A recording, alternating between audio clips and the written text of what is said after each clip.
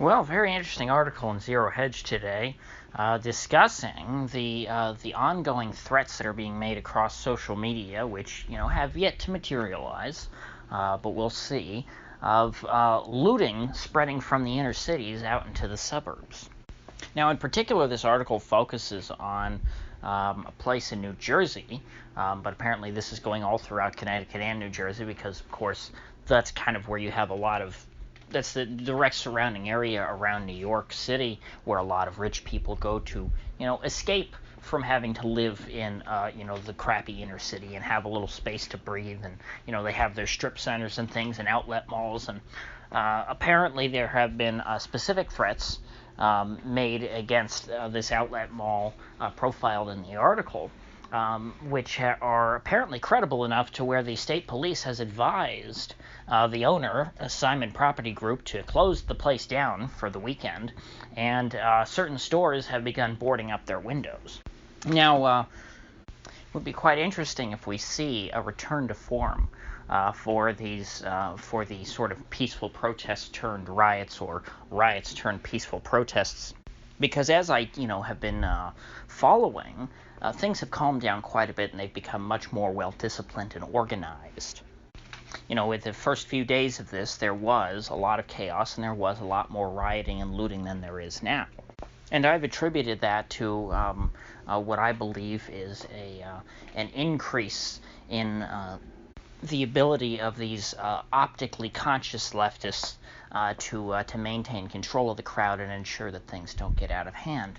Now, the looting that is being threatened in these New Jersey suburbs and Connecticut suburbs is a different kind of violence. It's actually a much more organized violence.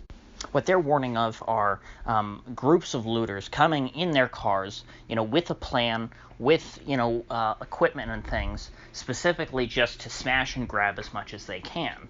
And this is a little different from your typical riot, where you have a mob marching in the streets, and then you have certain angry people start smashing windows, and then the rest of the mob joins in, and then they start grabbing things and getting as much as they can. It's a much more spontaneous form of looting.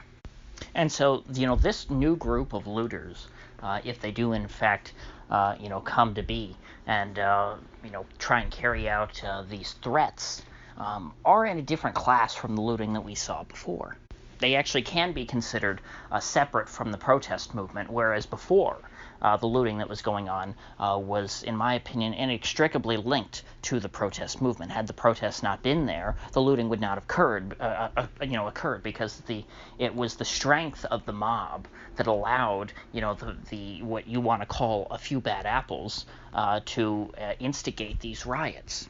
Had there not been an angry mob in the streets already, if a couple of guys just started smashing the windows at I don't know, the Nike store or Gap, well then, the other people on the streets would have said, hey, what the hell are you doing? Why'd you just smash a window? And then there would have been a cop probably somewhere, a block up, who would have run and tackled the guy.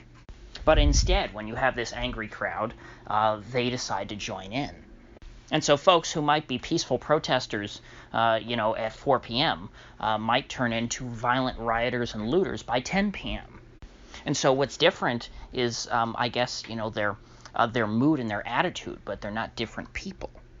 Unfortunately, there's been a lot on Twitter that I've been seeing of where people who, normally are, very critical of the left and, of course, critical of the looting, are trying to draw a distinction between, the peaceful Black Lives Matter people and the violent Antifa people. And it's just these white communists coming in here and trying to hijack the Black Lives Matter movement. Which is, just total nonsense, because they're trying to act like these Black Lives Matter folks don't have a very similar ideology. The only difference, as I've outlined, is their tactics. but they ultimately have the same goals. Now, with regards to, I guess, their immediate goals, you could say that, the Black Lives Matter folks have some specific things that they're trying to get implemented right now. They're not calling for a full social revolution at this point. But, if you look at any of the affiliated groups, just like with Antifa, you could say, oh, well, Antifa is not an organization. How do you claim what their ideology is? It's the same thing with Black Lives Matter. Well, the people who, associate themselves with the term Black Lives Matter have a pretty consistent set of ideas. And those ideas are, hyper-racial, anti-capitalism, and they also work in a lot of the gender ideology stuff. So in other words, pretty run-of-the-mill leftism. I wouldn't call them Marxists because this modern hyper-racial left-wing ideology is very different from traditional communism. That's why people like Jeremy Corbyn and Bernie Sanders have a tough time, really dealing with young people, if they get into specifics. Because the old communists, believed in one human race. That was a big part of their thing, is that, workers of the world unite, not black workers unite, or, white workers should be smashed in the face with, 2x4s. And so when you don't see the Black Lives Matter types directly committing acts of violence, that doesn't mean that they're peaceful people, not by any means. What that means is that they don't believe that using violence at this time is going to, be good for their cause. They seem to understand what I was talking about before, that, that's going to create, a violent reaction on the other side. If you're too aggressive now, then there are going to be a lot more support for the cops to try and, smack you down. But that by no means indicates that they have some deeply held belief that looting is wrong. I think that's preposterous. That very much flies in the face of their ideology. I think that they would agree, in principle, with these Antifa folks or anybody else, even the mindless looters, because they're smashing capitalism and taking back what's theirs, taking back what was stolen through, hundreds of years of slavery.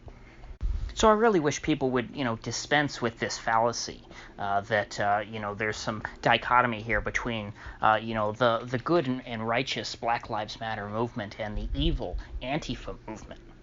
And, this is also a way that, Conservatism Incorporated or whoever else, traffics in this idea can get in, some white guilt catharsis. Because, of course, when you say Antifa versus BLM, you're talking about white people versus black people, because Antifa is an overwhelmingly white sort of grouping, and BLM is going to be an overwhelmingly black sort of grouping. So you're saying, see, the white people are the problem in this whole thing. We wouldn't have riots if it weren't for the white people. And so in some ways, these folks are as sick as these, disgusting white women who have been getting on their knees in videos and kissing the boots of the black Israelites. I call out bootlickers typically as being people who, kiss the boots of the police. Your mainstream conservative types who say the cops can do no wrong. But now we're seeing the opposite, to where the anti-cop people are not begging, but compelling people to kiss their boots, and people are doing it. Even cops are doing it. Cops, when faced with an angry mob telling them to get on their knees, they obey. It's sickening to me to watch, human beings submit themselves to other human beings. I actually believe, in old school equality, meaning that people of different, positions in life and different backgrounds are fundamentally people. Every life, has value. And I don't think that, any human being should be, subjugated by another human being.